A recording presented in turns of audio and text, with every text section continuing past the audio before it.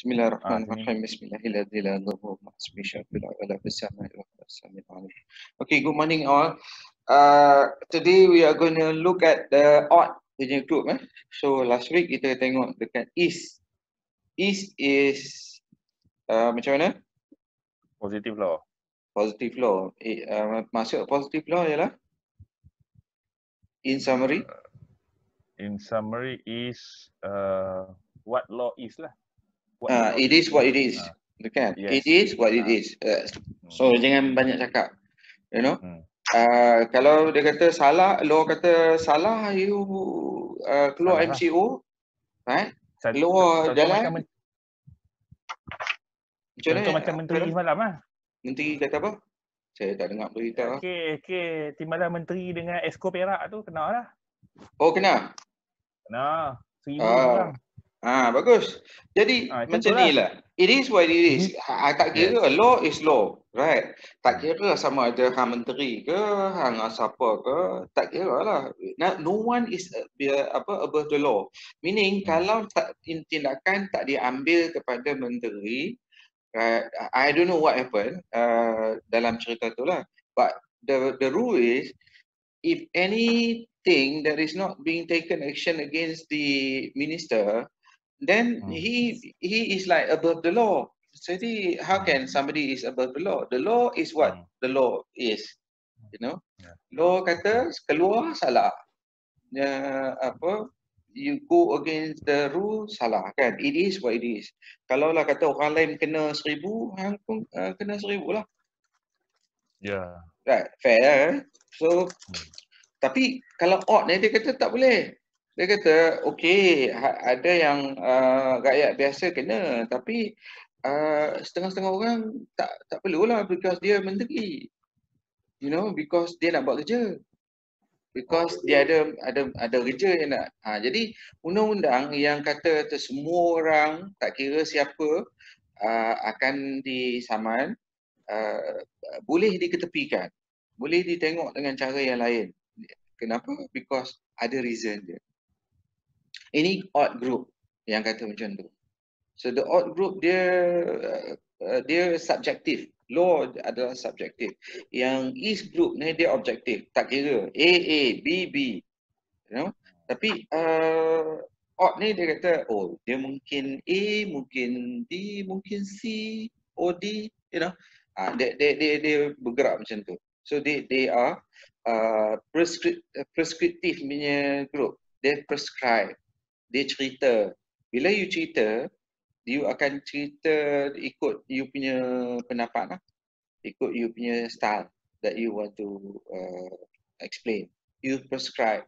You pergi doktor, you jumpa doktor dan doktor prescribe dekat ubat dekat you. Maksudnya dia bagi dia punya opinion lah. Apa yang sakit you, ini ubat ni untuk ni, you know. Then slash normative ni apa dia? Normative is norms, ya. Kalau kita dengar norma hidup. So normative is something yang kita yang subjektif lah, norms.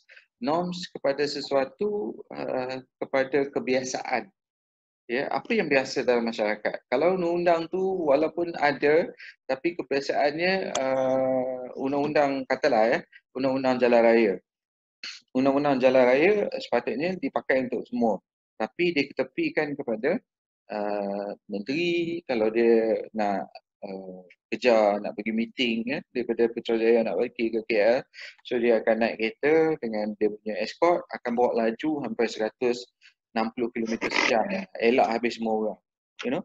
So it is normative because tengok pada norma, pada situation, right? So nanti kita go into detail, then you will see better on the prescriptive, normative dengan the subjective punya situation. Okay, kita masuk next slide. Okay, so group dia siapa yang kita akan tengok? Memang group dia ramai lah. They are many lah, many. So kalau kita tengok ni, the odd group Kalau kita tengok sini, dia ada John Stuart Mill, John Rawls, Weber, Kim Lika dengan Dawkins. Ya. Dan kita akan tengok 1, 2, 3, 4, 5 orang. They do not describe facts, but are demands or prescription that men shall behave in certain way. So jadi kalau dia orang ni, kalau you tanya dia orang pasal undang-undang, dia kata undang-undang adalah mengikut apa yang society demand, and that men shall behave in certain way because prescription of the society towards that. First kita tengok John Stuart Mill dengan rambut dia yang sempoi. Kalau kita tengok ni liberalist ya, dia memang seorang yang liberal lah. Kita tak perlu kata ni apa gang Odd ni. Gang Odd ni dia naturalist, dia ada yang group yang liberalist. So in his idea, he actually contributed widely to social theory, political theory, and political economy. So John Stuart ni a very influential person lah. Everyone, kalau you law ataupun you belajar sociology, then John Stuart Mill tak boleh elak daripada coming to know him. So he adopts scientific method that is to discover the unknown. From using inductive reasoning to discover general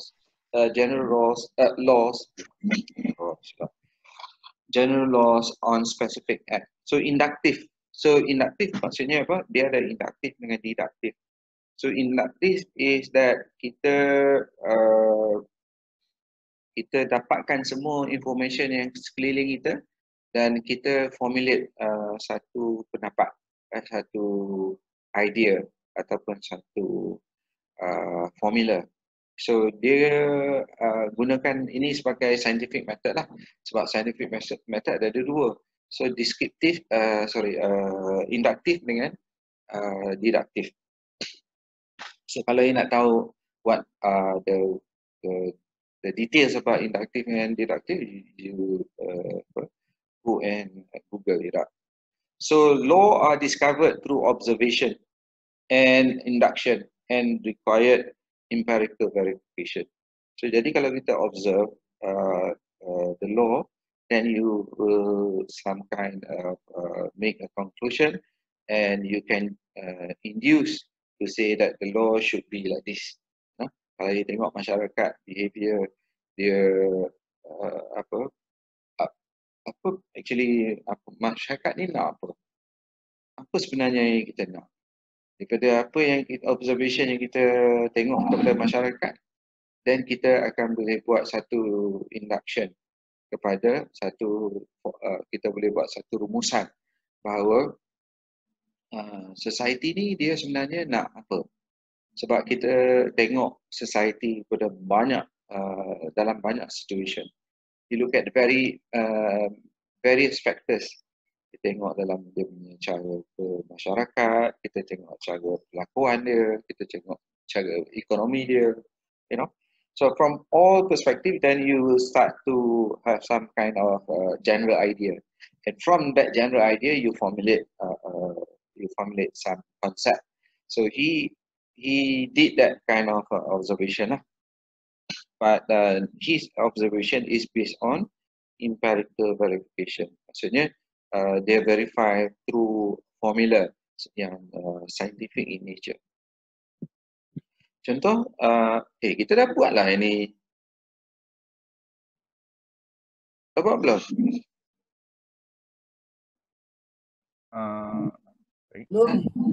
Belum Asal macam mana? Ya? Okay. Tak pernah tengok pun. Belum Okay. Tak, sebab Sir hari-hari tengok slide ni, itu pasal Sir. Yalah, pening malah. Okay, contoh nak contoh senang dia ambil saya letak sini lah senang So the best way to introduce Mill's method is perhaps through example lah dekat sini dia kata contoh kalau kita tengok family ni pergi makan dinner lah, dan dia balik-balik semua orang sakit. Jadi kita nak identify apa yang menyebabkan sakit. So kita buat investigation. Tanya mak, tanya bapa, sister dengan you. Okay. Okay, siapa yang makan oyster? Semua kata ya. Siapa yang makan beef? Ada yang kata ya, ada yang kata tak. Siapa yang makan salad? Okay. Ada yang tak yes dengan no. So tak ada yes dengan no, dia berbeza. Ada yang yes sebelum ni iaitu beef, tapi macam sister tadi kan, ini nampak yes untuk beef, no untuk salad. Jadi tak apa, kita carry on. Kita ambil noodle tengok. Noodle siapa yang ambil, you know? Ada yang tak makan, ada yang makan, you know. Jadi kalau kita tengok dalam keadaan ni, apa yang menyebabkan semua sakit?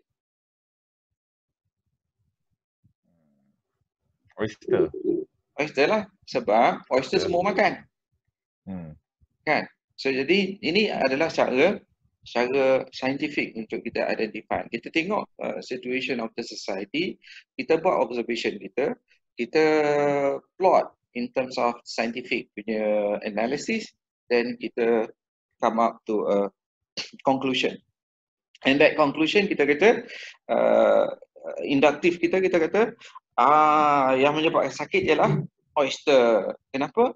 Sebab oyster semua orang makan. Tapi yang lain, beef, salad, noodle, ada yang makan, ada yang tak makan. Jadi itu bukan yang menyebabkan orang sakit. Pemberangkalian yang besar ialah oyster. So kalau kita tengok scientific ni, kita tak introduce benda lain. Kalau kita introduce benda lain, mungkin dia akan berubahlah benda yang keputusan kita tadi. Ya. Mungkin elemen lain ialah bukan makanan langsung, tetapi mungkin udara dalam rumah tu sendiri. Bila dia orang balik ada something yang dalam udara yang dia orang tak perasan, di mana semua orang sakit. So these are the things yang kita kena identify. This is the Mill's rule of argument says that in a class where an effect occurs, there is a single prior factor that is common to all, and in this case, the oyster lah is the cause of the effect. Okay, saya faham lah bila tengok dia punya Mills yang tadi kita tengok dia go on a scientific empirical verification based on the data yang kita dikumpulkan. Okay, so question is, how come some other societies in different countries are better than others? Jadi kalau kita tengok, kalau kita buat study dekat Malaysia, kadar kemiskinan Malaysia is like, kalau kita compare dengan negara lain, macam mana? Okay, kalau kita tengok law yang kita apply dekat Malaysia, hasil dia macam mana? Contoh kalau kita MCO sekarang ni, semua country in the world ada MCO. Ada yang boleh keluar dengan syarat you pakai mask. Ada yang keluar kalau you pakai mask maksudnya you sakit. Ada yang tak pakai mask. So ada yang tak boleh keluar langsung. Ada yang boleh keluar macam kita. You know, depends on whether you are crucial, essential punya area or not. So this is actually a scientific data or scientific study where we look at the empirical data. So we analyze and then we make some improvement to the study. So apa yang dia cakap ni? Mills ni dia kata we have to rationalize the law and legal institution. So kita kena tengok legal institution macam mana. Dia sebab ni kalau kita tengok sini dia philosophic radical, dia advocates kepada males rights to vote. Dulu tak ada kuasa kan untuk lelaki untuk nak vote. So we have a situation whereby males have the rights to vote. And then the use of economic theory in political decision making. Okay, kalau situation whereby kita tengok how society is being governed, dulunya kita guna hak pada raja-raja, say for example, so kita tak boleh pakai lagi hak raja-raja kita kena pakai economic theory. So economic theory contoh kita pakai sekarang ialah kapitalisme. Okay, kalau kita tengok country-country yang komunis, dia orang pakai communism punya teori ya. So jadi next one dia kata politics oriented by human happiness rather than natural rights. Okay. So for example dia kata kat sini, Mills recommend industrial cooperative by workers. He thought that this cooperative had the advantage of over communes or other socialist institution because they are able to compete against traditional firm. So kalau kita tengok firm sekarang, syarikat-syarikat yang kita ada sekarang, dia adalah bergerak atas dasar economic teori kapitalis. So jadi kapitalisme ni tak bagus because dia mencekam, dia mencengkam keadaan pekerja. Pekerja kalau tak datang kerja, dan kerja adalah satu beban. So kita kena buang pekerja. So Musk dia nampak macam dia tak boleh nak survive, dia automatically buang pekerja. So that is a capitalist punya method yang kita pakai on the economy. Tapi kalau kita pakai the communist pula, communism yang socialist dia kata okay, semua orang tak ada apa-apa. Ya, semua harta adalah untuk semua orang. Dijaga oleh kerajaan yang satu, macam Russia, macam China. Russia dia pun dah ubah, dia no longer communist macam China kan. So everything is belonging to the government. But now China has changed a bit. Dia dah bagi kapitalis dah masuk dah. Capitalism punya element dah masuk sebab kalau they did not change their method of running the country by using communism alone, Marxism alone, sebab dia communism ni datang daripada Marxism lah. So kalau dia pakai juga, dia akan jadi macam Russia, akan runtuh. Okay, konsep of communism akan runtuh sebab society ni kalau you tekan sangat dia society, dia akan cari cara lain. Macam contoh kita letak air ya. Air kalau kita tahan air yang jatuh daripada mengalir daripada satu tempat tinggi ke bawah, kita tahan dia akan cari jalan yang terbaik untuk dia turun dengan sendiri. Sama dengan masyarakat. Kalau you tahan masyarakat, dia kata everything semua kerajaan punya, rakyat punya, tapi kerajaan pegang sekejap. So rakyat ni dia akan cari cara yang lain. Contoh, coklat tak boleh makan dekat Russia. Coklat is a luxurious thing. So susah nak jumpa coklat sebab coklat bila luxury, duit untuk nak produce coklat ni kena buat factory yang lain yang boleh mendatangkan faedah yang lebih besar kepada masyarakat. So kita tak payah buat coklat. So rakyat dia teringin dekat nak makan coklat. So dia akan bergerak secara underground. Dia akan pergi carilah siapa-siapa yang ada coklat yang bawa daripada seluduk daripada negara non-komunis. Kadang-kadang coklat juga diberi kepada pemimpin-pemimpin komunis ni untuk dia orang macam ini adalah hadiah lah sebagai pemimpin, ini dapat makan coklat. So mungkin dia punya orang kanan dia ataupun pekerja-pekerja dia buat lari coklat tu bagi dekat orang dengan jual dengan harga yang tinggi. So macam itu example lah untuk komunisme. Kalau kita tengok dekat dekat America, you know, in 1930s, the American government they curb liquor.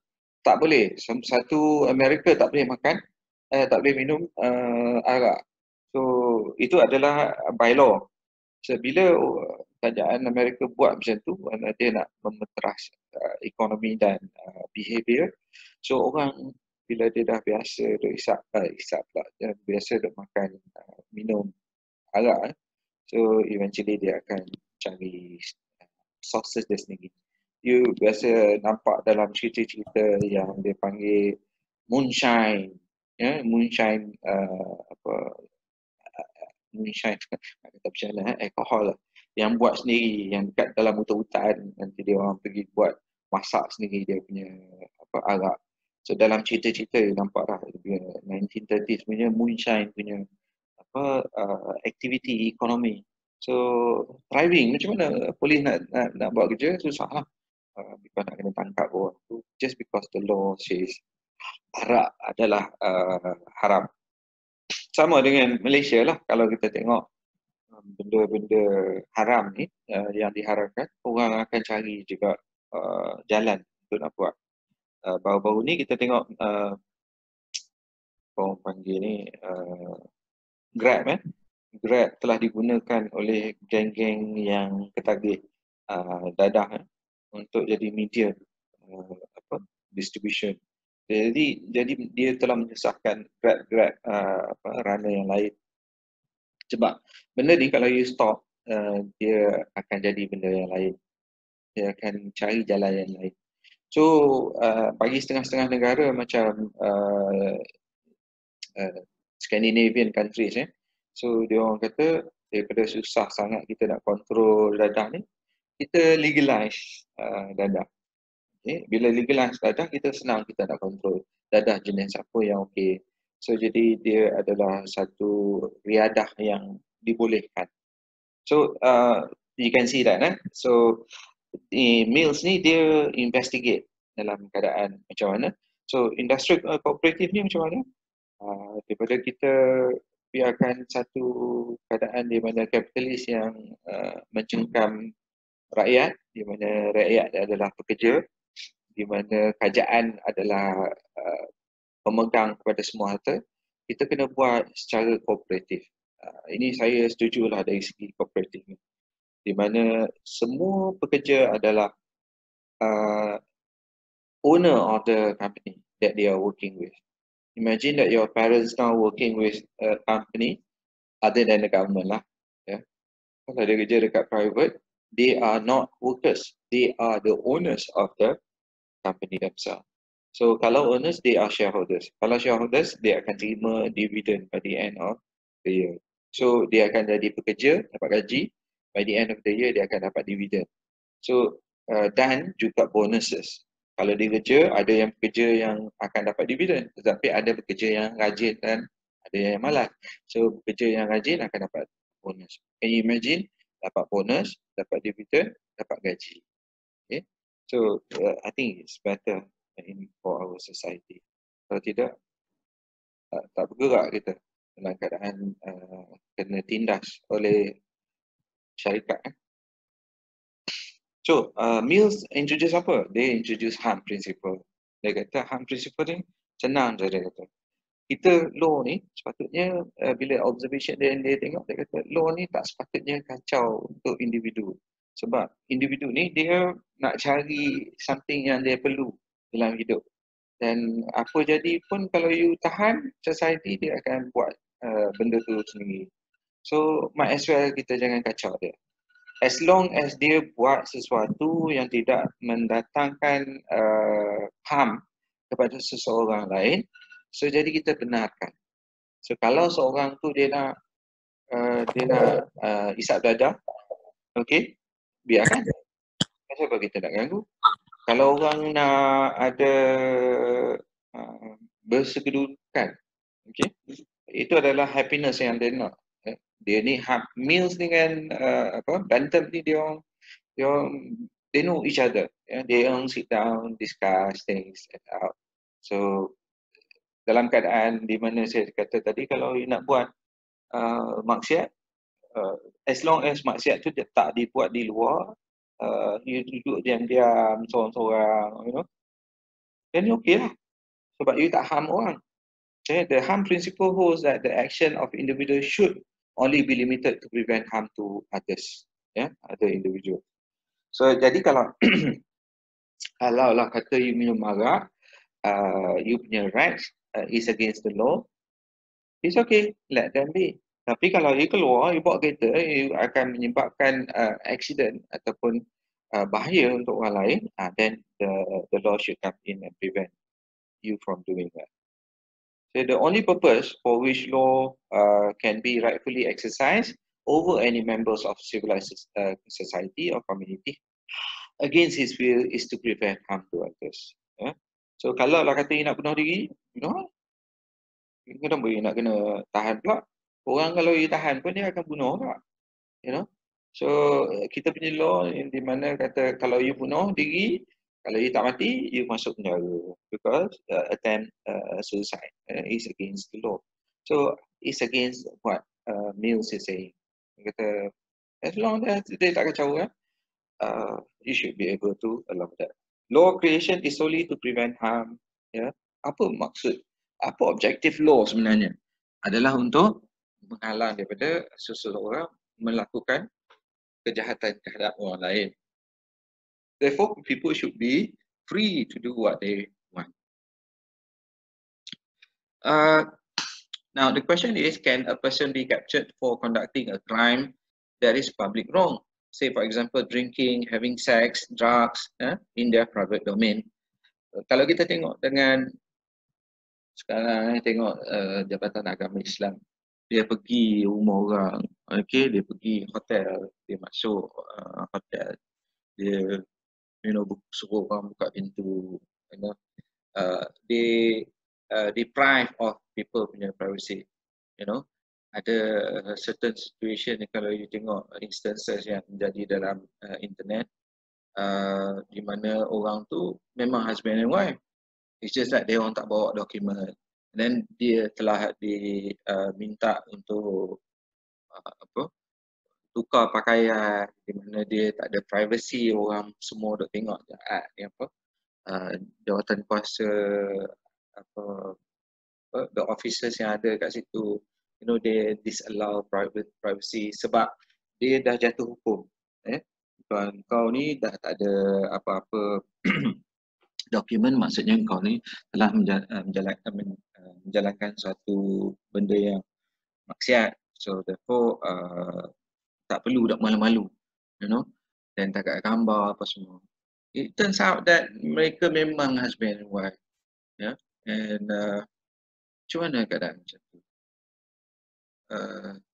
So you boleh katakan salah dia orang lah, dia orang tak bawa apa dia punya kad kahwin. So it so happen that dia orang kahwin dekat Southern Thailand, tengah dalam proses untuk nak dapatkan pengesahan. So that is a situation that is prevailing in our society.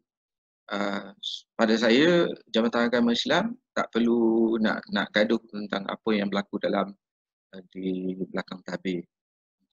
Kalau macam tu, where do you stop? The authority itu kat mana yang you boleh stop? How can you go into somebody place and saying that I am the authority and I can do whatever I want?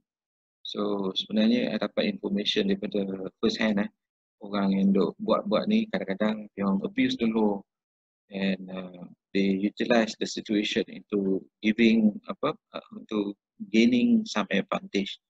Dapat tengok orang, body orang, kadang-kadang dapat kena service, service macam mana? The officers kata kalau you tak nak ambil tindakan, then you have to service. You know what service means lah, I think everyone adults enough to talk about this. So sorry because kita ni buat law. Kalau you are sensitive about discussing things that you, for your opinion, that we should not be discussing in public, then do another course lah, because this course yang kita buat ni law, we have to deal with all the negative thing in our society. Apa type masyarakat yang ada, apa perbuatan negatif yang masyarakat buat, it will come to our domain. Sebagai lawyer, you tak boleh kata, oh saya tak nak kes-kes macam ni. No. Sebagai lawyer, you kena face the reality that semua orang yang buat jahat dalam masyarakat, semua akan cari lawyer. Kalau you kata you as a judge, semua type masyarakat akan datang dekat you. So kalau kita tak nak discuss benda ni, then therefore you are not going to be a wholesome person. Okay, So boleh nampak tak dia punya method, harm principle. What should be the role of legal institution? Okay, so macam mana legal institution ni termasuk bukan court sahajalah. So police, custom, prison people, Jabatan Agama Islam, legal institution lah, because they are given a task, by the law. So the law is being created by the government, by legislators, in order for executive to do their job. So legal institution ni kebanyakannya terdiri daripada tiga executive. So legal executive dia ada mission nak kena buat. So what if a person attempted to cause his own death, euthanasia? Kita banyak dalam Malaysia ni kita ada situation where we prevent people from killing themselves. Tapi kalau orang tu dah sakit sangat, dia nak go out from that misery, so macam mana? So actually kita panggil, you dah belajar medical negligence? Ada tak you belajar medical negligence? Ada sikit-sikit dalam thought. Dalam thought dia ada active euthanasia dengan passive euthanasia. Active means you inject little dosage of something into your that person in your body, so that person mati. Kita tak ada lah active euthanasia. Kita ada passive euthanasia, di mana doctors akan buat decision, kata kita tak payah bagilah ubat. So bila kita tak bagi ubat, orang akan mati. Kalau kita tak bagi equipment ke orang tu, dia akan mati. Dalam keadaan COVID ni, kalau kita tak ada MCO, activity of illness ni akan naik. Bila illness naik, everyone will go and ask for help, and the hospital have to make decision di mana dia akan ada sistem. I can't remember the term that they use, tapi dia ada kategori A, B, C. Siapa yang A boleh diselamatkan, perlu diselamatkan, and then dia dapat equipment macam ventilators yang kita ada tak banyak. Kalau 1,000 orang masuk hospital, kita ada ventilator 100, we have to decide siapa yang 100 yang akan dapat. Yang 1,000 tadi kan, 900 tu kita akan biarkan tanpa ventilators, dan dia akan mati sendirilah. So macam saya ambil contoh lah my mom. She was at one time before she died, dia memang ada ventilators punya sokongan hayat. So bila dia dalam keadaan macam tu, kita dalam koma lah, dia kita panggil in vegetative state. Vegetative state maksudnya mental dia dah separuh, ataupun certain percentage of dia punya mental dah rosak. So she is unable to control her body. So she is still alive, she can still hear people, and but she is unable to communicate, and she cannot control her breathing, so she needs the machine to help her out. So the decision comes to us that whether we want to continue her on the life support or not. So everyone pergi ke hospital lah, we have to make a decision. Then the decision, myself, as kita ada 7 adik-beradik, 7 adik-beradik. So daripada 7 saya kata tak apalah, off lah. Dia kata ada setengah kata, kebanyakannya kata on lah. Dia rasa macam tak puas lah tentang the possibility, bila discuss possibility untuk nak baik is very difficult. So saya jenis kata tak apalah, off lah. So my sister marah lah, dia kata how can you say that? I said I have got all the love that I can get from her. We being selfish people, kan, biasalah. I have been close to her when she was before her situation worsened. So every time datang jumpa dia, I kiss her, I peluk her, I letak my my head on her lap, macam when we were young, So I did all that, you know. I said thank you for having me in this life, for caring for me and things like that. So I say I love you every now and then when I see her. So I dah puas, you know. So my sister jawapan dia kata dia tak puas. I say how dare you say that? You know, you have not been close to her, and then suddenly when she is in this situation, then you start to say that, oh, we cannot let her go, uh, for us to get the benefit of her being around. Who is going to take care of her? So after 1 week, yalah, semua orang boleh take time off, tak kerja, datang to take care of her. So if you were to let her be in that situation, though it is in the hospital punya care, but still everyone has to take. Nampak macam selfish lah saya punya attitude ni. So itu yang my wife kata bila dengar cerita ni, dia kata kalau apa-apa jadi dekat saya, when I am in traumatized punya situation, jangan bagi Haris sign document kata off the off the machine, because I would do that. So kadang-kadang my attitude ni nampak macam pelik sikit lah, because ada people, ada setengah yang koma sampai 2 tahun, tiba-tiba dia bangun daripada koma tu, you know. I look at the situation of other people can utilize the machine, you know. Allah Alam. So that is Mills punya ni lah. When it comes to euthanasia, you tengok countries like Scandinavian countries, you boleh bunuh diri ya. They allow positive euthanasia to be conducted. So kadang-kadang orang kat Amerika dia nak bunuh diri, sakit terlampau sangat, yalah, you be in the state of pain too much, so dia orang minta pergi dekat Scandinavian countries. I can't remember which country. Sweden kot. Sweden dan Netherlands kan mana? Finland. That allows euthanasia. You check on your own. I can't remember already. So euthanasia can take place there because why? The law. Yeah, the law in the European countries says euthanasia is allowed. While other countries euthanasia is not allowed. Okay, finish. Soalan, Mills. Simple Dia punya harm principle. Very straightforward. Tapi harm principle ni kalau kita tengok application dia memang ada yang positif, ada yang negatif. Maksudnya macam mana positif? Positif baguslah. I mean everyone can do whatever they want. It allows people to explore certain things that is prevented by the law. Tapi kalau macam tu macam mana kalau you allow other people to kill themselves? Dengan anggapan bahawa bila you kill yourself, it is not going to cause any other people harm. Harm ni maksudnya dari segi fizikal lah, bukannya anything else. Tapi harm ni orang criticize him, kata harm is not only physical, it is about economic harm, it is about mental harm. Yeah.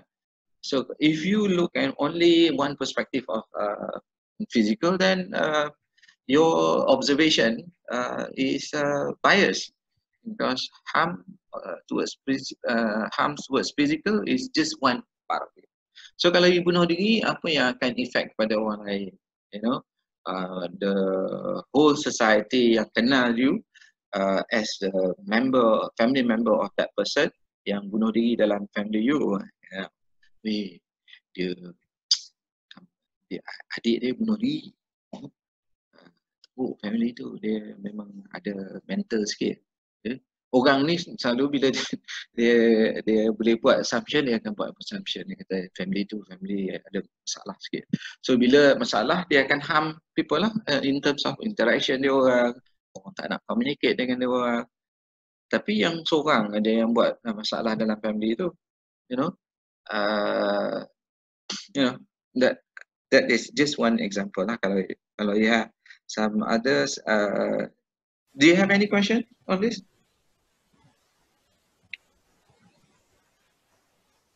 Anyone? Or is it okay? Hello? Tak ada, sir. Tak ada. Right. InsyaAllah. So for selanjutnya perempuan lah yang akan tanya soalan-soalan ni. Girls, Ada tadi sir. apa dia? Dekat group chat. Cuba A saya tengok. group chat. Group chat. Mana ada group chat? Sir. Tanya. Saya nak tanya, kalau contoh kan kalau suicide kan, kalau contoh dia orang yang bunuh diri tu dia bunuh diri, kan loan dengan debt tu still dia punya waris betul. Financial punya harm towards others kan. So kalau nak matilah. Tapi masalahnya bila mati, kalau you pakai harm principle, aku tak kacau orang pun, tapi aku mati seorang je. Tapi dengan elemen yang tak ada hutang, kalau ada hutang, orang lain pula ada masalah, you know. Kalau lah kata hutang akan mati, kontrak kita belajar kontrak the contract expired. There is no contract lah because one party died kan. So obligation of the others is not going to be you tak boleh salahkan adik-beradik lain untuk recover the hutang. Macam bank kan, kita tengok ada yang parents mati and then suddenly the bank comes and ask the family members to pay. Apa pula? The contract is with that particular person yang mati. So kalau dia bunuh diri, nasib lah. You pergi kubur minta daripada dia lah. Kenapa nak minta daripada kami? Tapi the bank would say, I want the money from his property or her property. Dah susah menyusahkan pula. Untuk you nak sebagai administrator or testator, you dah belajar equity kan. So jadi you dalam keadaan macam tu, you pula nak kena buat on behalf of orang yang bunuh diri tadi. Jadi that is a situation. Betul tak? What I'm saying that you are saying just now. Betul sir. Dia menyusahkan orang. Sir. That's why jangan bunuh diri kalau ada hutang. Make sure everything semua okay. Tapi orang yang bunuh diri adalah orang yang banyak hutang lah. Most of them lah. Yes, under pressure. Jadi you punya position as the law creator, you kena take into consideration. Okay? Kalau macam ni lah keadaan ekonomi. Kalau you study tak tahulah orang buat study ke tak. Study about those people yang bunuh diri. Kenapa dia bunuh diri? Is it mental? Is it influence? Is it culture? Is it because of the debt punya situation? So kalau that is the situation yang ramai bunuh diri, then kita kena study lah macam mana nak make sure that everyone tak ada debt, hutang tak ada. Macam mana? So kita kena formulate. You as the person that is going to formulate the law later on in your life, so you have to take into consideration. You tak boleh kata it is what it is. Okay? Jangan bunuh diri. So kalau person dia bunuh diri tapi dia tak mati, dia akan masuk penjara. You can easily say that it is the law. Tetapi kalau kita tengok sebenarnya, it should not be lah. It should be something else. It should be apa influence of the law to change the society punya behavior. Like for example, ramai yang bunuh diri dekat Jepun. Kalau kita tengok Jepun memang ada tempat semalam saya pun tengok dalam YouTube, just tengok tempat-tempat hantu tiba-tiba pula seronok tengok tempat-tempat hantu. So dekat Jepun ni ada satu place yang memang dia orang tak bagi orang masuk because itu tempat orang bunuh diri. Banyak yang bunuh diri because yalah orang Jepun ni dia tak ada agama, because they don't believe in God. Dia believe in siapa? Siapa God dia?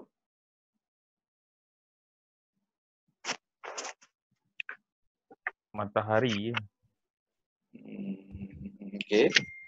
The God dia orang adalah raja dia.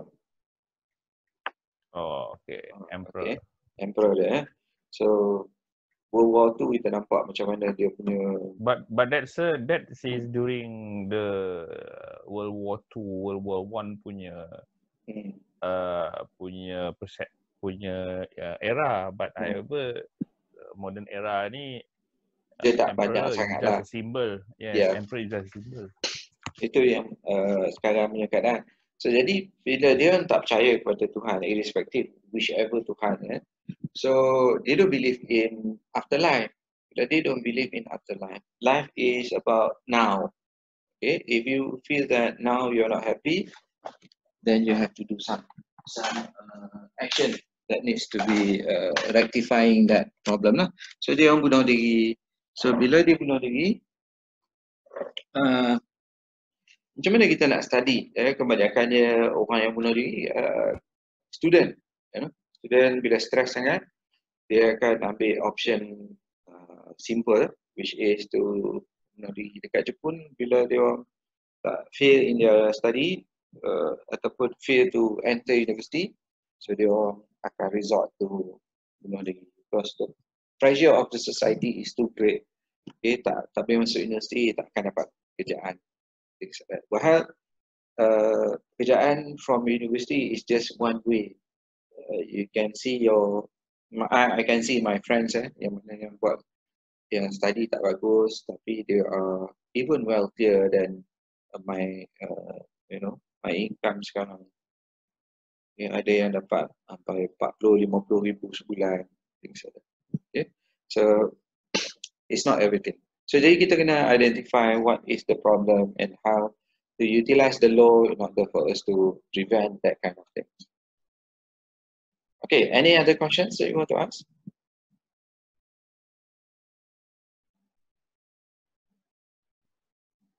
Tak ada.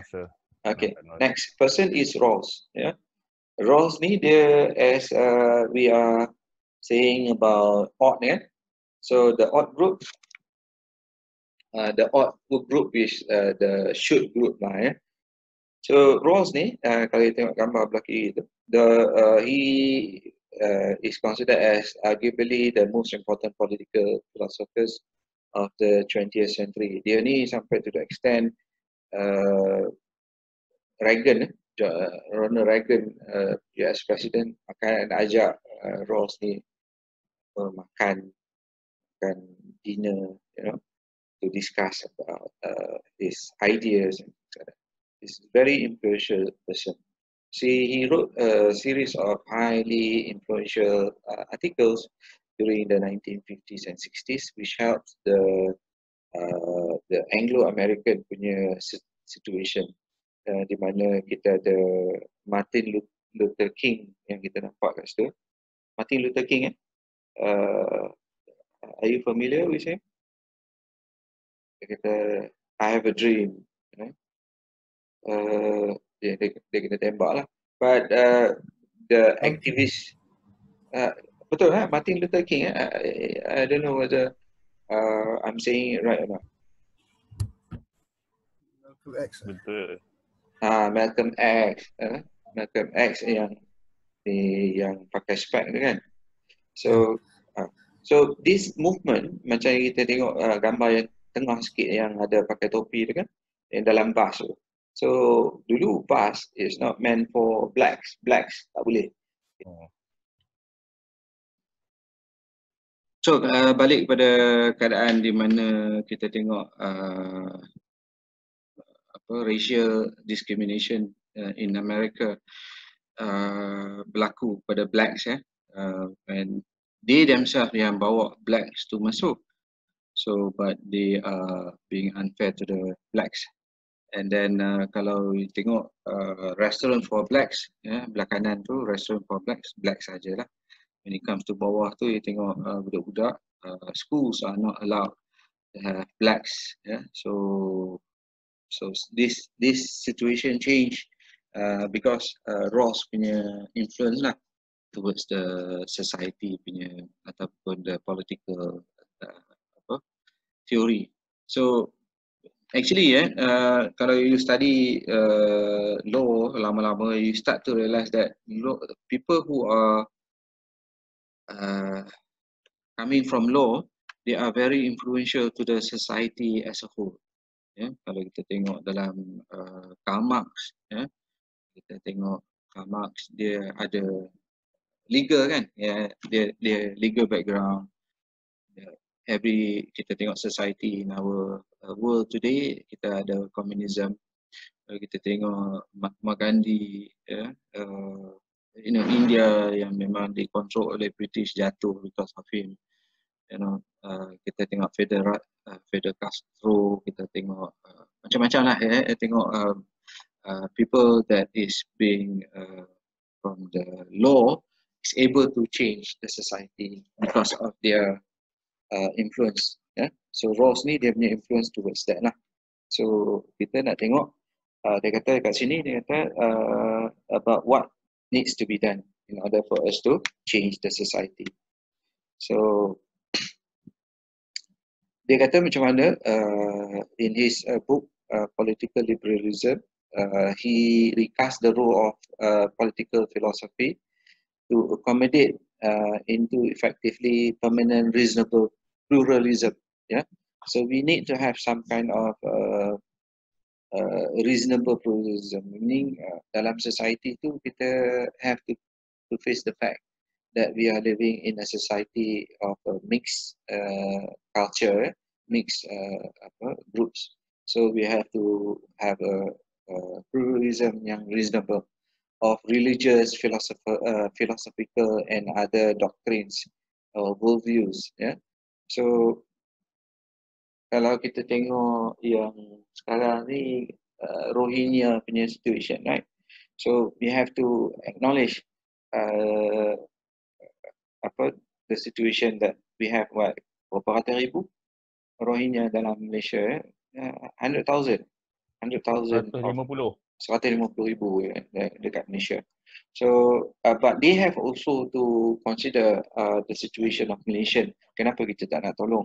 Sebab kita pernah tolong orang tapi jadi masalah. Kita tengok pulau apa? Nama pulau tu? Pulau Hai, kita panggil Pulau Hai Hong lah. Pulau Bidung. Pulau Bidung, yes. Kita ambil Pulau daripada Hai Hong. Hai Hong lah dia panggil itu. Hai Hong.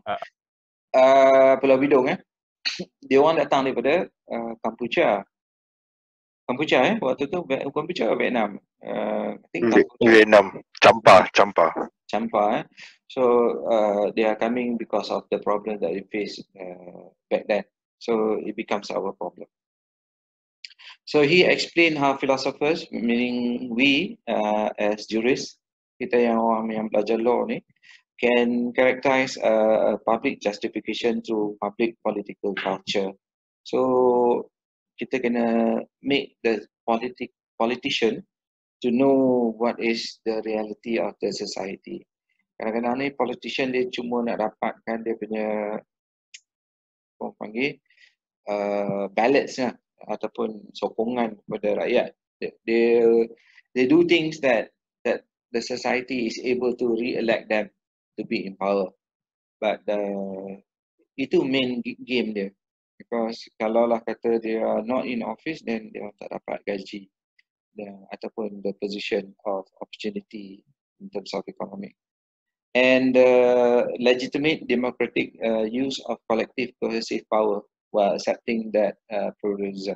So macam mana kita nak tengok dengan keadaan di mana kita ada banyak agama dalam satu tempat, di mana mereka akan hormat each other dan respect the law. So kita adakan macam ni, kita adakan rukun negara. We have rukun negara. Bila rukun negara di-introduce?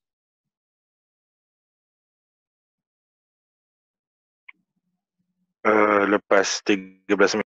Yes, good. So lepas kita ada racial riot 13 Mei. So because we have to realize that the society that we have, that we live in, is multi-racial, multi-culture, multi-religious.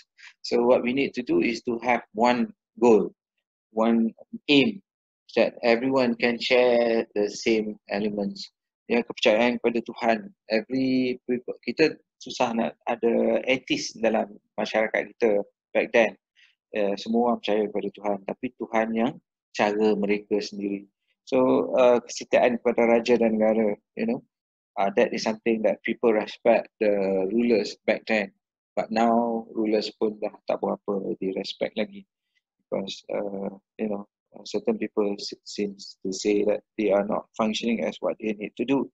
Kesetiaan kepada negara, I mean we have to respect dalam komunism, komunis punya insurgents yang kita tengok bila I saw the pictures that I been shown to me waktu I ada dalam rotu tu, rotu Palapis ITM, di mana dia my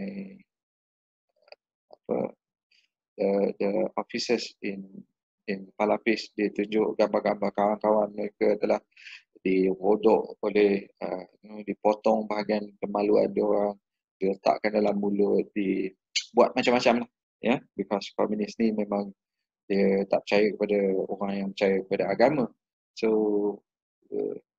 they do nasty things. So keluaran perlembagaan, kedaulatan undang-undang, kesopanan, so these are the basic basic elements of the society that everyone can share.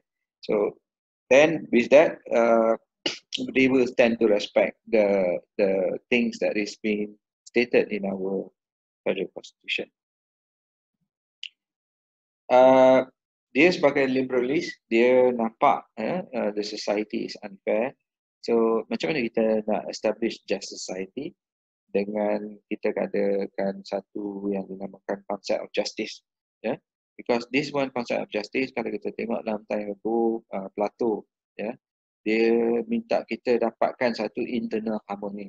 Ingat Plato kata kalau we change a person, every person in that society change, then the whole society akan change. Kita start dengan micro and then kita ke macro. Okay? And when micro change, macro akan change. So the same thing yang Rawls katalah. Rawls dia bawa keluar a teori, ya, dinamakan theory of justice.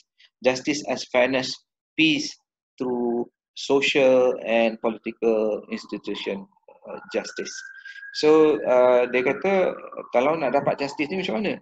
So let us use this principle of social justice through what he call thought experiment. Ya, thought experiment. Maksudnya dinamakan veil of ignorance. Kita ni sebenarnya kita tak perasan. Kita dapat apa yang kita dapat ni, kita dari segi Al-Quran, nikmat apa yang kau tak macam mana? What is the nikmat apa lagi yang kau tak appreciate? Yang Allah dah kata kan, remind berkali-kali. We have all these things that God has given us, tapi kita tak pernah appreciate. So veil of ignorance, according to Rawls, kita dalam keadaan macam tu lah, kita tak tahu keadaan kita. Sebenarnya, you nak ke lahir dalam family yang you lahir sekarang? Tak semua akan jawab kata, ya, saya setuju. Everyone wants to have a better life. To be, kalau boleh lah, saya dilahirkan dalam keadaan yang kaya. Untuk orang miskin, dia nak dilahirkan dalam family yang kaya. Kalaulah bapa seorang yang jutawan, alangkah bahagianya hidup saya sekarang. You know? So veil of ignorance ni kita tak investigate. Kita tak pernah evaluate our current position. Yeah? The current position, dia kata kita kena tengok dengan original position kita. Okay? Under the original position, dalam veil of ignorance, people select what kind of society that they will want to live in if they are given some kind of choice. Yeah? So, okay, now dalam ramai-ramai kita ni, dalam kelas ni, ramai yang teringin duduk lahir kat mana? Saya kalau boleh saya nak lahir di dalam Scandinavian countries lah. Sebab saya tak terfikir je. Tak terfikir? Kalau ada tak terfikir kalau ada kehidupan lain. Sebab kita tak pernah, ya, kita tak pernah fikir. So Rawls kata stop, pause kejap. Okay? Untuk kita nak investigate tentang society, kita kena pause. Okay? Apa yang kita kena buat ialah kita kena fikir. Fikir macam mana? Kalau dibagi opportunity untuk you dilahirkan, sebab kita dilahirkan dalam keadaan yang kita tak ada choice. Adakah kita ada kata lagu macam mana? Aku tak minta lahir di dunia ini, Ada tak pernah lagu? Tu kasih selamat ya. Kasih selamat, tak pernah aku minta lahir di dunia ini. You know, there are situation yang di mana orang cry out, kata aku tak minta dalam keadaan kelahiran ni. So you cannot control your life right now. If now I ask you a question that if you are given a choice, kat mana yang nak dilahirkan? Dengan family apa yang nak dilahirkan? Can everyone think about it? Sebelum ni, as what somebody said just now. Siapa cakap tadi? Cakap yang mana saya ke? Siapa you? Amirul. Amirul. Amirul kata tadi memang betul lah, tak pernah fikir pun. Sekarang kena fikir. Kalau lah kata diberi peluang untuk you dilahirkan di mana-mana dalam dunia ni, negara mana yang you pilih? You nak lahir dekat Utopia ke? You nak lahir dekat India ke? You nak lahir dekat Malaysia ke? You nak lahir dekat China ke? You nak lahir dekat European countries ke? You nak lahir dekat US ke? If it's given a choice. Mungkin ada yang kata, tak apa, saya okey je, saya duduk dekat Malaysia. Tapi akan ada yang akan kata, kami kalau boleh, kami nak dilahirkan tempat yang lain, dekat family yang lain. So, what Ross is saying that kita tak pernah investigate. Bila kita investigate, then we start to think. Bila kita start to think, that is the original position yang di mana the society is able to start off. So, kita ni tak pernah bagi orang original position. So, kita ni kata dalam keadaan Malaysia sekarang, peduli apa you? Saya seorang Melayu. Saya ada hak dari segi perlembagaan. Artikel 153 perlembagaan telah memberikan satu hak kepada kami sebagai seorang bumi putera, sebagai seorang Melayu untuk mendapat orang kata advantage in our society.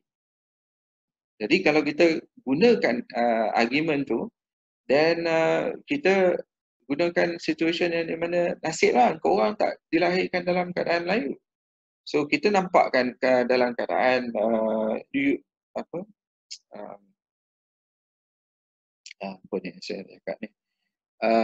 Rohingya ni. Kita boleh kata nasib lah kau tak duduk dalam Malaysia. Kami orang Malaysia, so we have our rights. So kami tak nak kau orang masuk. Sebab kau orang masuk pun menyusahkan kami je. Mendatangkan masalah kat kami. So we always look at our position sekarang. Tapi kalau kita tengok, kita start to investigate, kita akan nampak the original position yang sepatutnya semua orang ada. Di mana semua orang sepatutnya diberi keadaan yang sama. Contoh, original position kita dalam Malaysia macam mana? Kita pernah buat aktiviti ni, exercise ni, di mana original position berlaku. Kita investigate, kita realise. Anyone? Ataupun you are lost? Are you okay? You are with me? Yes. Okay. Apa yang pernah berlaku dekat Malaysia di mana kita sit down and discuss and put the reality of our society and when we make a change. Dekat mana? Yang saya tahu peristiwa 13 Mei lah. Then No, before that. Itu untuk kita keluarkan rukun negara lah. Dan daripada situ kita nampak ISA dibuatkan. Kita tak ada SK lagi, kita ada ISA, is more powerful, you know. Sebab kes Tempo punya cerita tu. So, apa situation mana? Anyone? When we establish our constitution? Yes, yeah. When we establish our constitution dalam Commission discussion with Tunku Dr. Rahman with the British, bila dia bawa balik, dia kata Jus Soli punya argument apa semua, people tak nak Malaysian Union kata Yeah. apa semua kan. So that is a situation that everyone start to realize what is the reality in our society.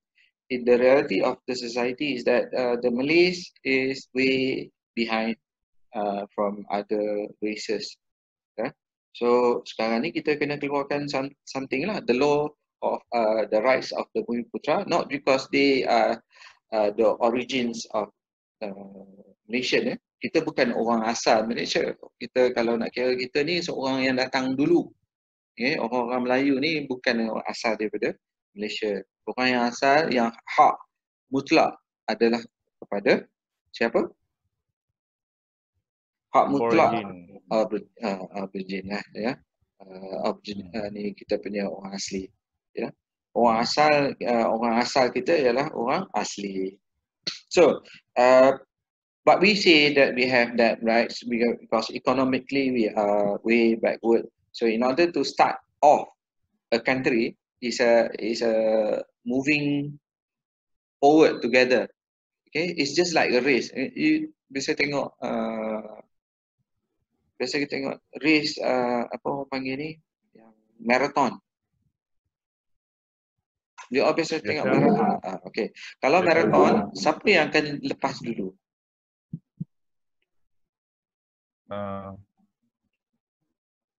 Orang yang berumur sikit lah sir. Nampak orang yang berumur akan pergi, ada advantages that is given special for those group of people. Okay.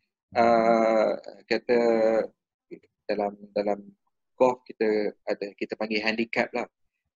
Kita akan bagi pada orang lain advantage. So the same thing in law. In order for us to make a just society, kita kena look and realize the current situation. Without realizing the current situation, therefore we are not going to create law that is going to change the society. In current situation, Malaysia, kita kena pause, kita kena sit down and discuss, which we never want to discuss. Bila topik yang kata hak ketuanan Melayu is being raised by society, so it would not come out with a proper outcome. Kalau Malaysia nak progress as a society, then imbalances that happens in our society have to be resolved. So in order to resolve, we have to evaluate. So itu yang dinamakan kita duduk dalam veil of ignorance. Kita tak mau nak realize what is happening to our society. Kita masih dalam keadaan aku, ini hak aku. I don't care about anyone else. The law says so. Kalau you nak pakai East punya argument, I don't care. The law is backing me. It so happen that you dilahirkan Melayu. Kalau you dilahirkan Cina, macam mana? You kena struggle your life untuk you survive. Contoh clear, you tengok 31 Ogos nanti, tengok dululah, dulu memang gila-gila clear je. Kalau 31 Ogos, tengok rumah-rumah yang Cina, ada tak gantung bendera? Okay, India ni dia tak berapa sangat lah. I mean dia boleh tak, dia tak berapa sangat. Tapi the hatred with the Chinese towards the country for not being fair to them, you akan nampak reflection bila dia orang gantung tak bendera Malaysia bila 31 Ogos. Orang tengok rumah orang Melayu akan letak banyak letak rumah. I'm talking about not institution. I'm talking about house. Investigate. Kalau you investigate, you akan realize that they have hatred about the country. Why? Because they feel that they are unfairly treated. As a Malaysian, they feel that they have been double standard, just double standard by the law, the hatred that they have. So it is not a good move for us to go on in a society because we are heading towards the same thing. Kalau kita nak capai seperti mana negara-negara dalam European countries, whereby they have punya disparity in terms of religion, in terms of culture, in terms of ethnic, dia tak ada beza. Everything is about one. We have to move as a country. Tapi kalau kita move as a country with the baggage yang kita bawa, di mana grup ni ada interest lain, grup lain ada interest lain. So hatred. Kalau kita tengok contoh kalau kita pergi kedai Cina, harga between orang Cina dengan orang Cina akan lain dengan orang Cina dengan orang Melayu. Not to say that it is something yang prevalent, tapi dulu sebelum dia letakkan harga, dan tanda harga is a must for every seller to put item tu berapa harga dia. So if in that situation, chances are harga untuk Melayu lain, harga untuk Cina lain. You know, that is the reality that we have to face. Kalau kita just kata veil of ignorance, tak apa, tak peduli, tak ambil tahu, then ke mana kita nak pergi lagi 100 tahun? Anak cucu kita nak buat macam mana? Hidup dalam keadaan yang penuh hatred. So it has to be resolved. Okay? Kalau yang ambil contoh lah my wife mengajar dekat Inti. So dia orang nak, kalau kita ambil, sorry lah tak payah lah ambil Inti tapi kesian juga. Kalau kat Inti ni ada kebanyakannya orang yang private colleges ni, dia orang bukan orang Melayu lah. Dan bila bukan orang Melayu, kita tengok dia orang punya datang, dia punya the family punya income is not as great as what we were thinking. You know, Chinese semua orang kaya. Tak. Ada yang miskin, tapi but they have to go through life in order for them to change their future. So they have to work. Ramai yang student dia orang bayar mahal. Nak buat satu course, kalau you tengok law dekat BAC 40,000. Tapi kalau nak buat law dekat ITM cuma 5,000. Kalau you ada 5,000, it's enough for you to get through our law. Sebab dia punya fee berapa je kan? Berapa fee satu semester? 550. 550 kali dengan berapa semester? 8. 550 kali 8 4,000 lah. Dalam you ada 5,000 pun dah cukup dah untuk you nak go through. Tapi kalau you masuk dalam internet, you check ni BAC law punya program daripada asasi sampai ke graduate, busuk-busuk memang 40,000. Okay, so just imagine orang yang kat luar, just because dia miskin, you boleh kata just because dia orang Cina, peduli apa? This is my right. Article 153 give me my advantage. But orang miskin Cina yang kat luar, dia salah dia, kenapa tak masuk public university yang lain? Kenapa bodoh? I mean, dia orang miskin. Dia kena realize tau, orang miskin dia punya education is lower than orang kaya. Orang kaya dia dapat everything, dapat tuition, dapat everything, you know. You are given a head start. You ada advantage yang di mana you dah pergi ke depan. So orang yang pergi ke depan, dia tak boleh nak fikir pasal diri dia yang duduk kat depan. Nasib aku punya hal lah, aku duduk kat depan. So you kena paling tengok orang belakang. Siapa yang tertinggal? Kenapa dia tertinggal?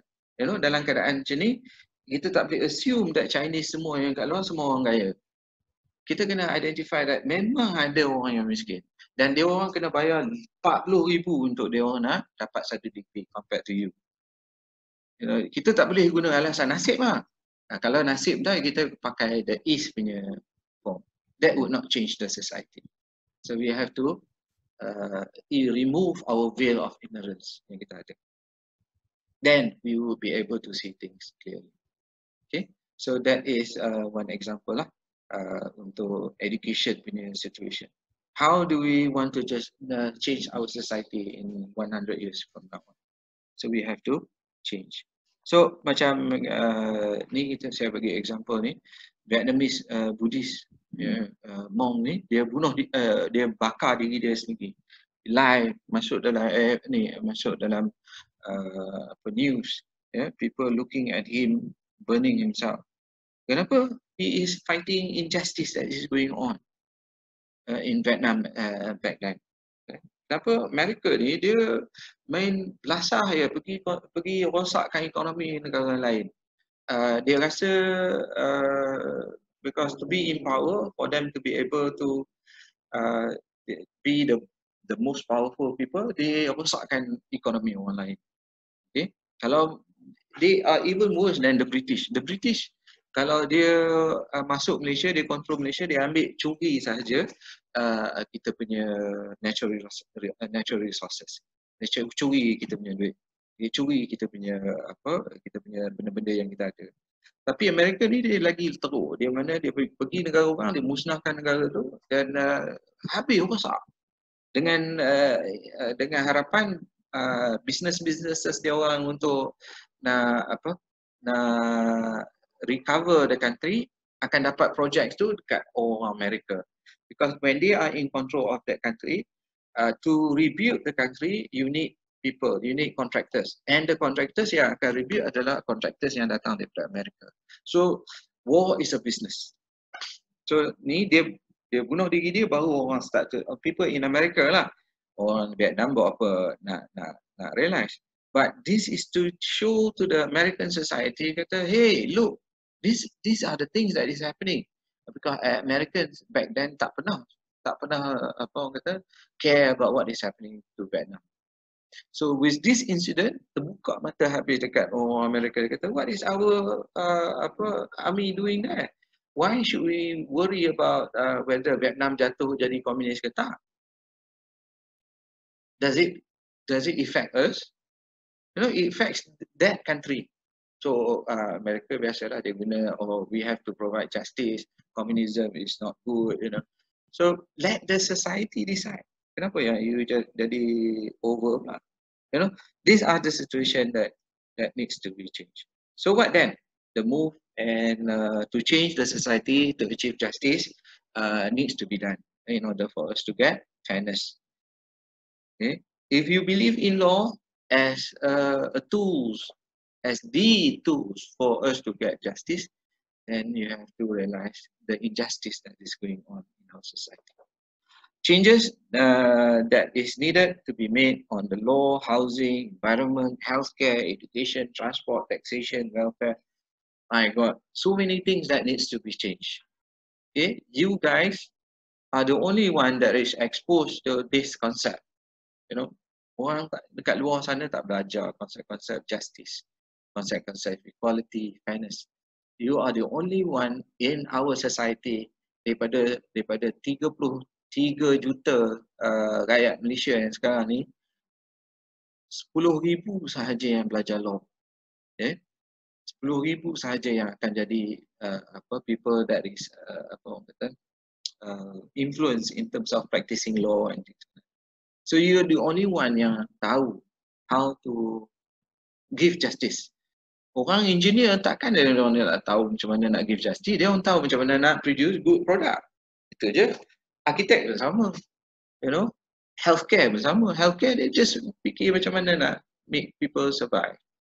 But they do not know how to run the country.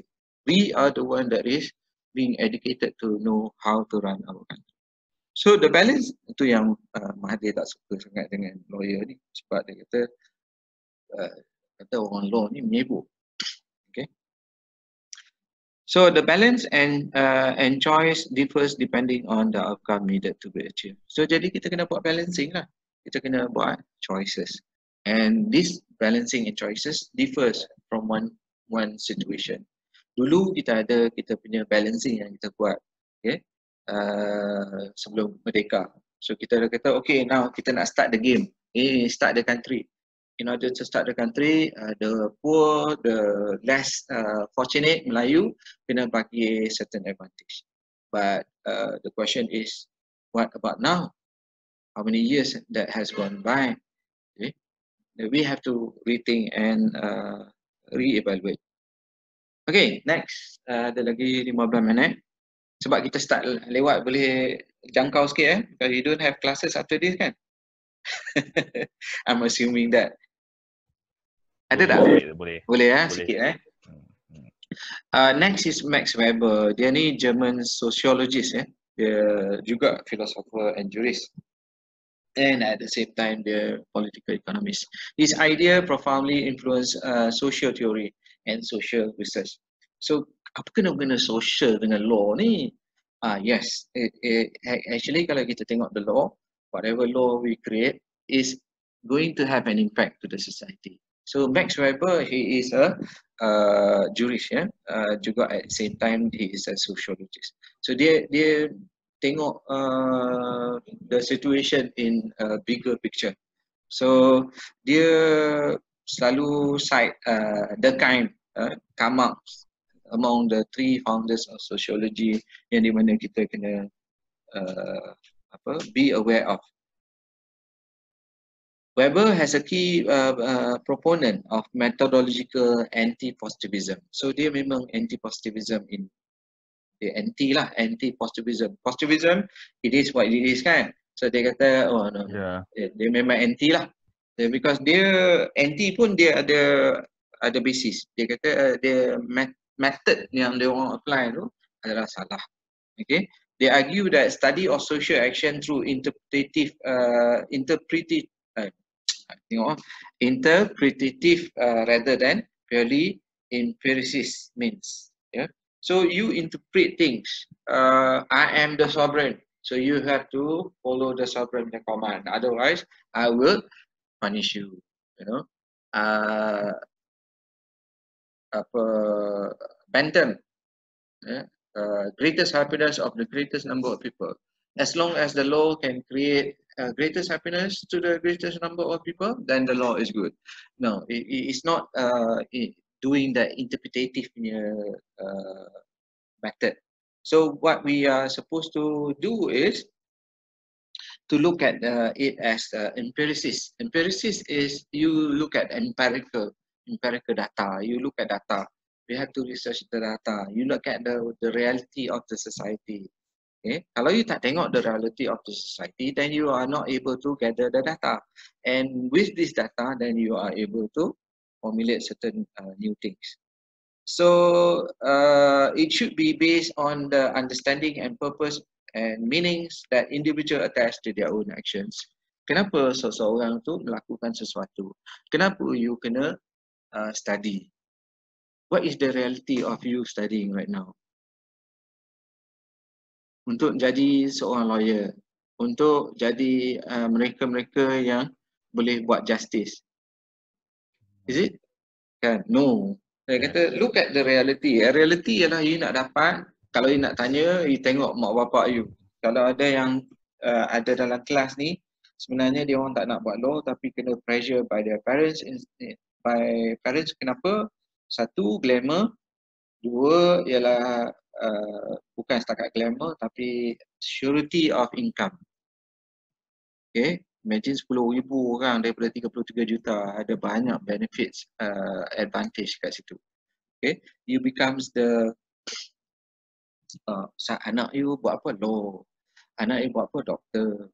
You know, because there are so few people that in this study, in this scope of work, that chances of being somebody that can have great income.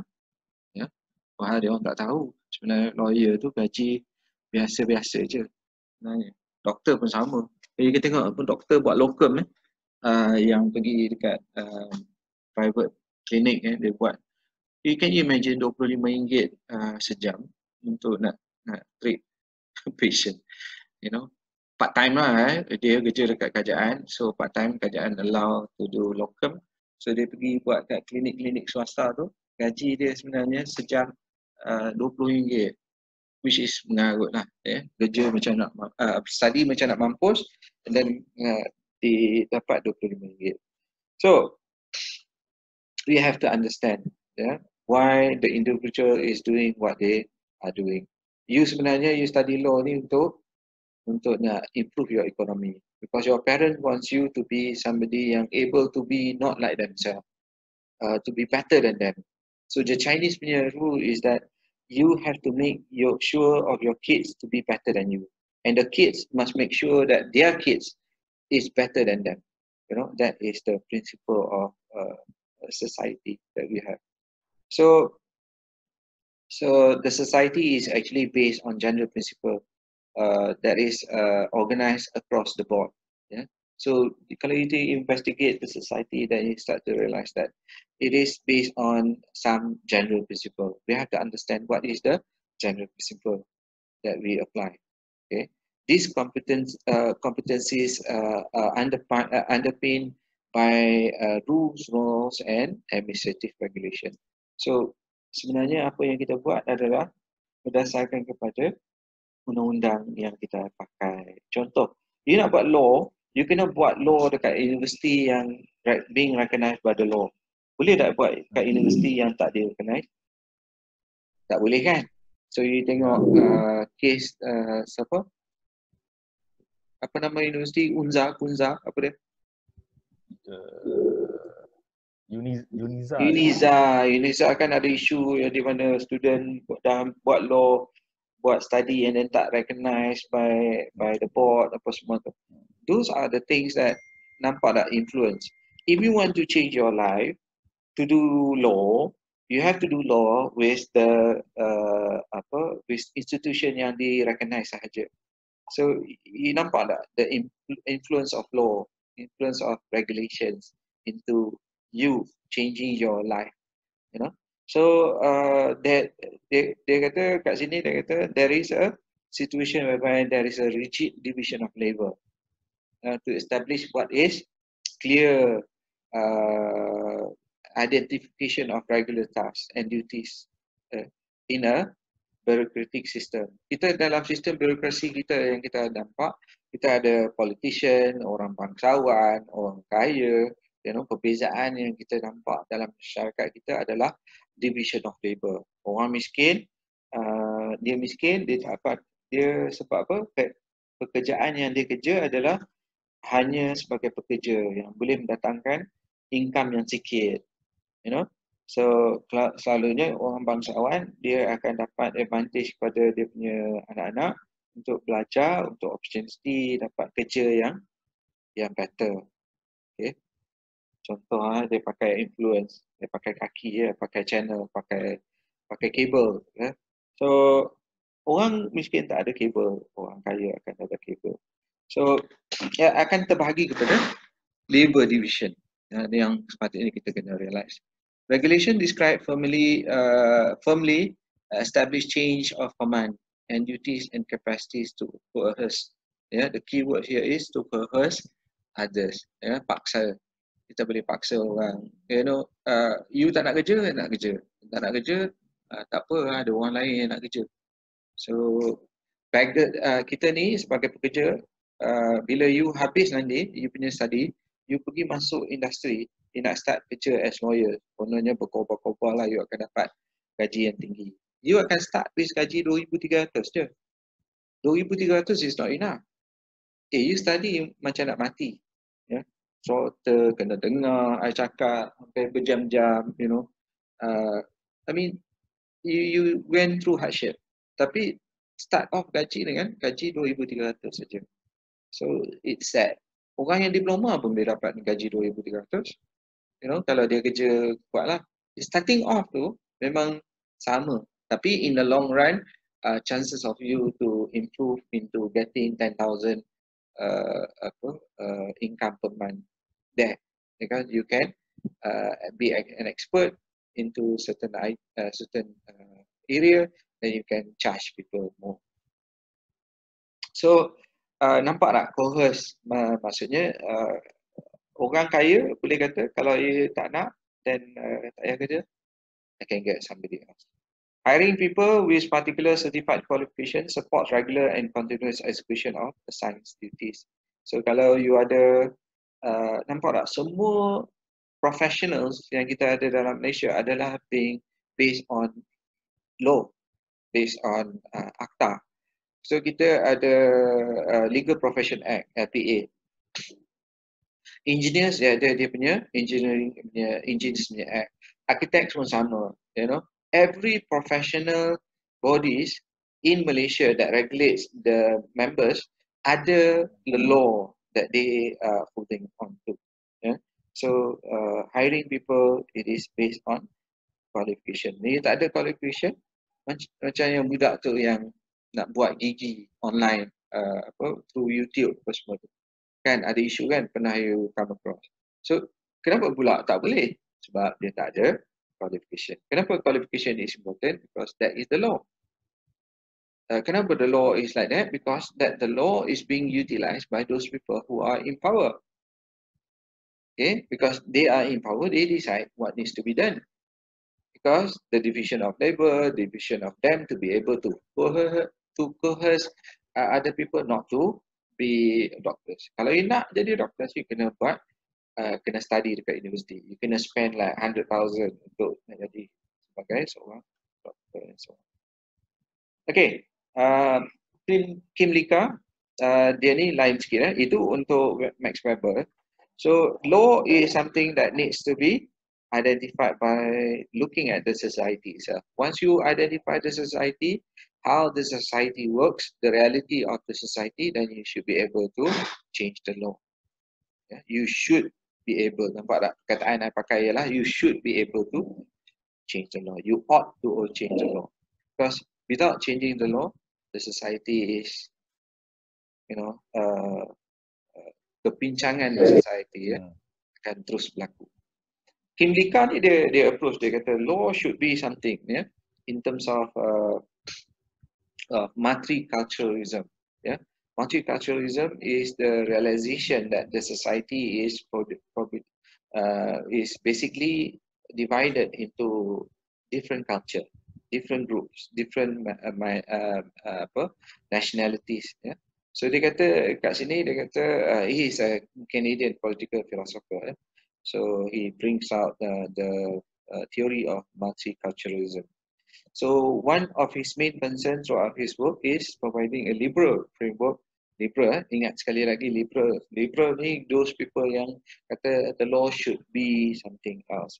For the just treatment of minority groups, which he divides into two basic categories. Polyethnic and immigrants groups and national minorities. So dia tengok dalam keadaan Canada dengan New Zealand. So minorities are being segregated, being sidelined. Kenapa? Just because they are minorities, they are sidelined? Because the majority wins. Okay, so it's the situation. Nasib lah, you minority, you kena ikut the majority. Because we are the majority, we decide what needs to be done. So if we were to have this kind of criteria in our society, the society is not to be in peace. Yeah. So any law that you come out with is going to be rejected by the society. Rejected not in literal means, but not to be obeyed in a manner that you want it to be. Okay. He argues that such minority groups deserve unique rights. So you kena tengok semua minorities group. Okay, apa yang dia orang nak? So kalau lah you tak tengok, then they are not happy. If they are not happy, they are not going to follow the law as what you want them to do. Okay, so the state by nature of their unique role and history within the national population. So in multiculturalism, society would be diversified, able to express themselves, creating a much more fair society. So kita tengok dalam US, for example, they have a multi-ethnic, multicultural, multi-religious situation. So everyone have to be every groups have to be considered what is their interest. Tapi American dia pakai general concept di mana these are the fundamental liberties that they have, fundamental rights that they have. So itu from the constitution. But Kim Lika is saying that other countries, though they don't have a law that is able to carry everyone away from poverty or situation that they are in, they have to consider each people punya requirement. So for example, macam mana nak bagi example? Pernah you tengok dalam ulasan majlis bandaraya pergi dekat rumah orang India, dipecah dia punya patung agama dalam kawasan rumah. We are not talking about luar kawasan rumah. They can always say that everyone tak boleh ada tokong-tokong dalam rumah. Whereas it is your right kan. Tapi majlis can come up with a rule saying that a certain size tak boleh Kalau you dah buat besar sangat, then they can come in and destroy. So kalau you buat macam tu, then what will happen is that the society have anger because dia percaya pada Tuhan dia. So, kenapa you tak respect dia punya belief? Kenapa you nak impose you punya standard onto them? Kita kita senang lah, kita dah ada kita punya masjid apa semua. They can always argue, you ada, kami allow you to have your own tokong-tokong.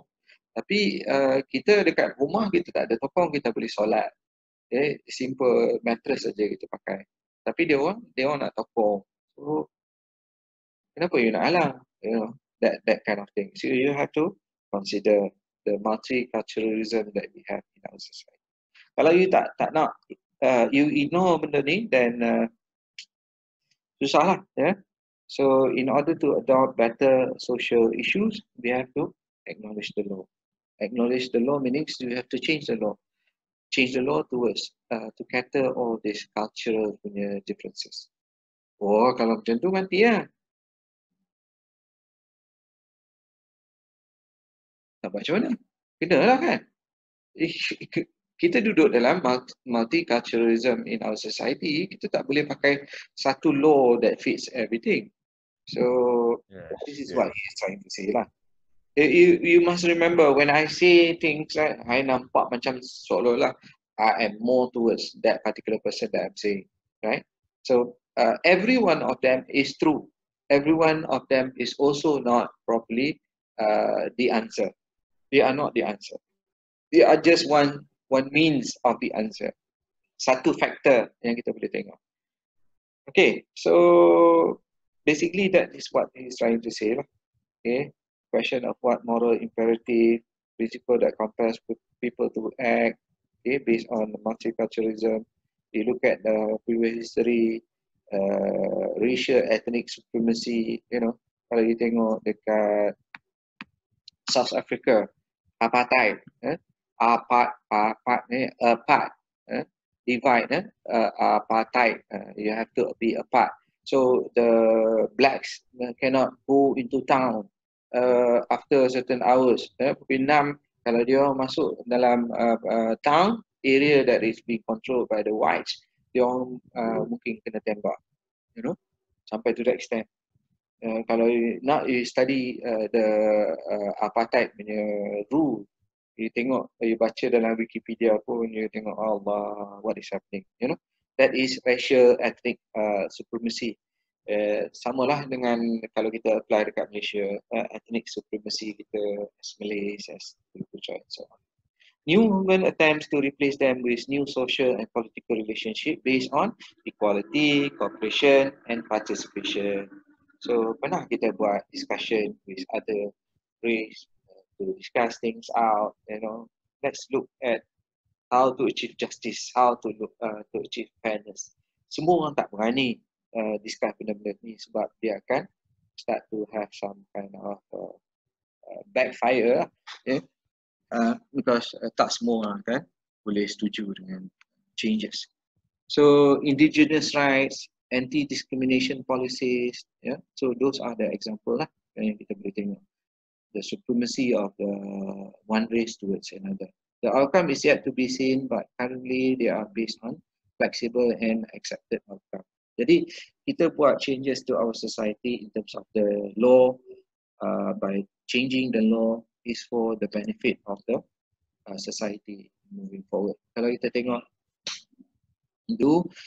if you have pakatan, Barisan Nasional, PAS, Ikatan, many we are looking at the previous, so they join together and form a group.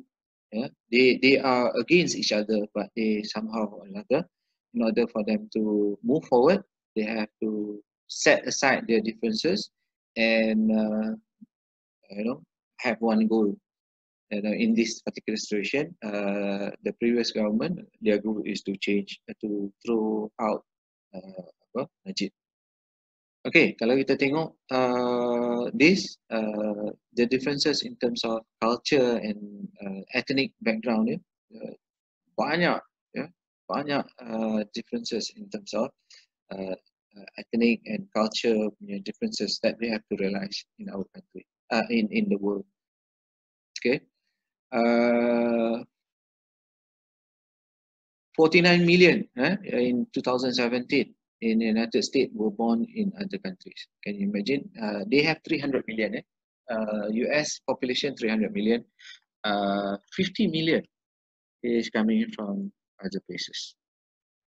So kalau you tengok dekat Australia, the makeup, Australia in 1972-73, the majority is United Kingdom and Ireland, and 35% is others. So dekat 2016, okay, the number of 45% others tu dah semakin banyak. Yang biru untuk United Kingdom tu yang dulu dah 43%, sekarang dah cuma 8%. Okay, so the makeup of the society is changing from time to time. So we have to realize that, then we have to cater for all these people punya differences. So we have to acknowledge. And how to acknowledge is by catering the requirement that they want to have. You know, kalau lah kata, say for example, kita, I bagi contoh example, kalau kita ni saya kadang-kadang nak sesak dah. Kita ni predominantly kita orang Melayu, orang Islam. So katalah you bekerja dengan dengan syarikat Cina. Kalau you nak pergi sembahyang Jumaat, selalunya the Chinese dia akan bagi untuk orang Islam lelaki untuk pergi sembahyang Jumaat. So why? Because they start to realize that it is something for them to acknowledge. Sebenarnya kalau waktu tu dipanjangkan, you know, certain things, certain companies ada yang jenis tak nak bagi, tapi but majority bagi. So tengok yang ni buku dia, kalau you baca Multiculturalism, this book, kalau you dapat copy bagus, kalau you tak dapat, then if you want to read, I will try to get a copy for you. Okay, this is just one example in terms of green light for death penalty to be abolished, you know. So do you really consider what is the impact towards the society? It is not about what you as a government say. Sekejap.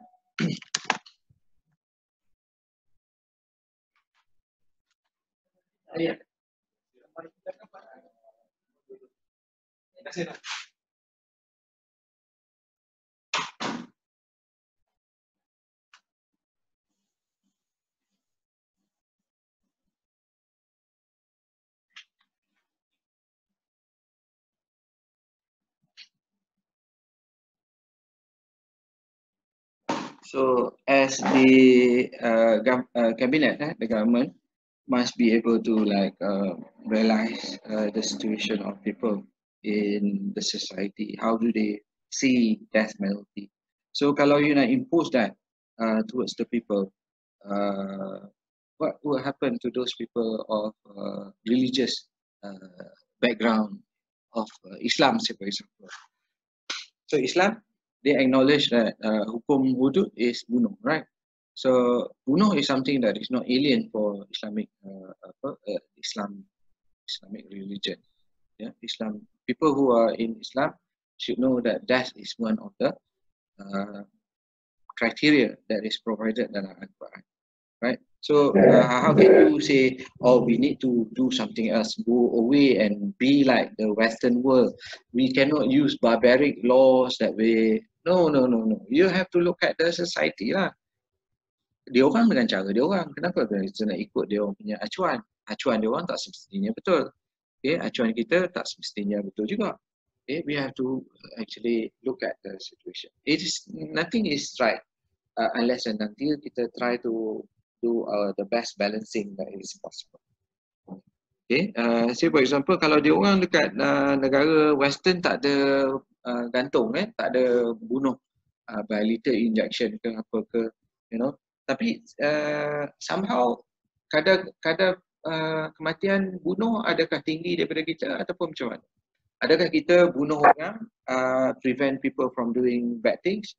So that has to be studied in terms of the culture punya perspektif lah. Okay, Dawkins kita habis last. Dawkins dia reject positivist theory in every level. So he denies that there can be any general theory of existence and content of law. Tak boleh kita tak boleh pakai satu yang benda yang something that is very fixed. You tak boleh kata we are the positivists, whatever we say as long as it is backed up by the sovereign, i.e. bukan sovereign tapi by legislative, we are in power, therefore it is law.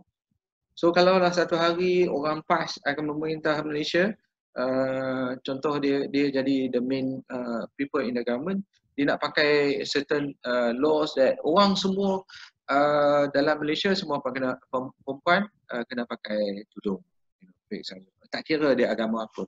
So it doesn't make sense. Dawkins kata you have to look at the situation. The law must be in a situation that can identify law without recourse to its moral merits.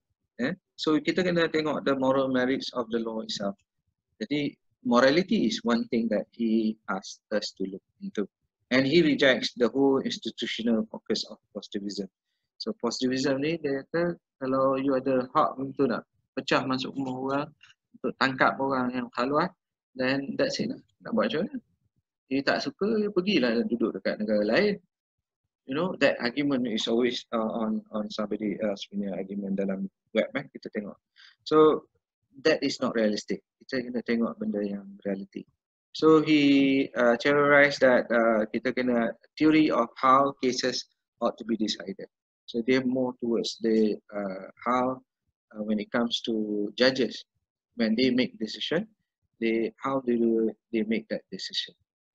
Okay, so it is not with an account of the political organization of legal system, but with the abstract idea regulating the condition in which the government may use coercive force.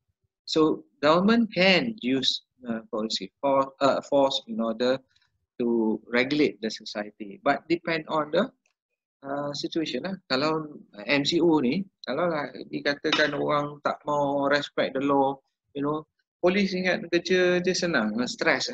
Dia duduk dalam exposure, di mana dia duduk dalam keadaan yang membahayakan diri dia, stressful, tak boleh jumpa anak bini, kena kerja.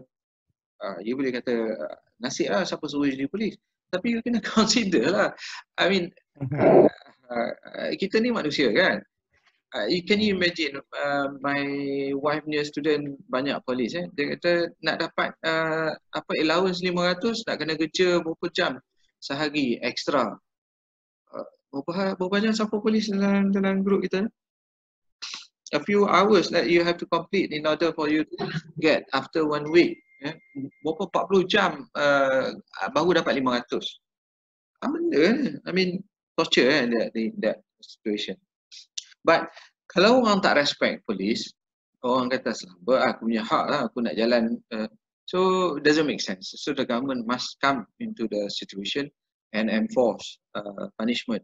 So nampak polis pun kata tak mau lah, kami tak mau handle lah semua kes-kes nak saman-saman tak mau. Terus court. Then the law is able to support the police and say that okay, it's better. Barulah orang panik. Orang tak takut dengan polis.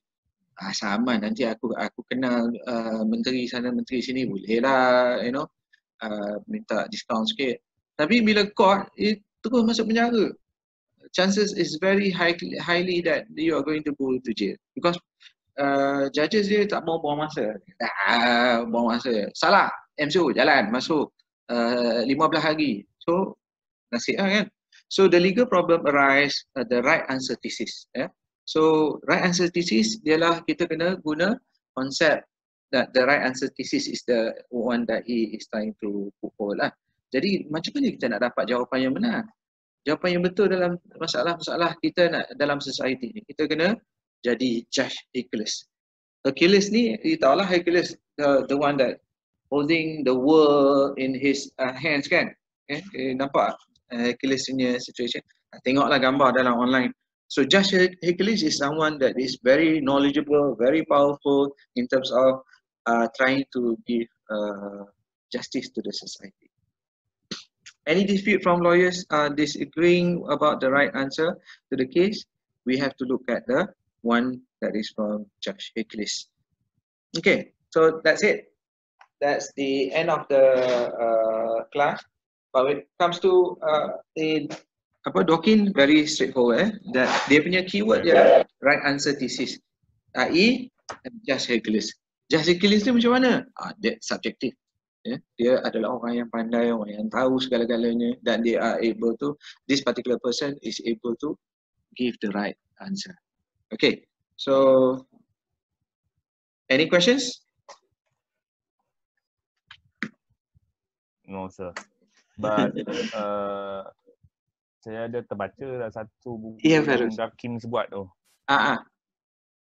Ya, tajuk dia Justice of Hedgehog by itulah Dawkins. Ronald Dawkins So bagus dia punya input tu you can actually discuss nanti bila kita buat tutorial. Boleh? Boleh. Yeah, guys, before you go off, what you need to do is new share. Wait.